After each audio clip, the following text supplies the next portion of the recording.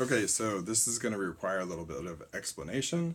So what I'm going to do is show you really quick how to assemble this from scratch. You only need to completely disassemble it when you're going to charge the battery in the flow capsule. So the first part that we're going to look at is the plastic part. This is the end cap that goes onto a Fiberflies pixel whip, and the flow light is going to go in here. So let's say this is our charged flow light. We're going to take that button side up and slide it in there, and then we'll use one of these circlips, and we're going to take that circlip and use our fancy pliers. Put the circlip inside. Now we just need to put it a little bit inside because that circlip actually has to go pretty far down, and that's what keeps the flow light in.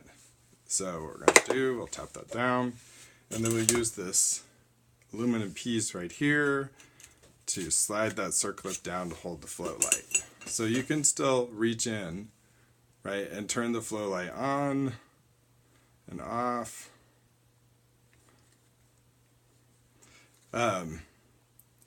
But you do need to push that circlip down to keep the flow light in.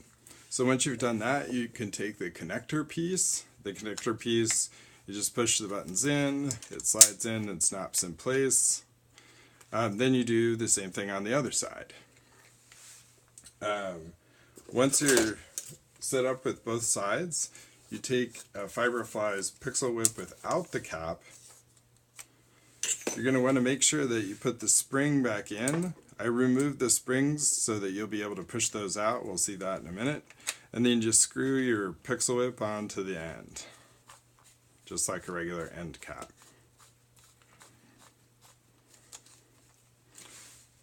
So now I'm going to show you the disassembly. So the disassembly is you're going to unscrew your pixel whip,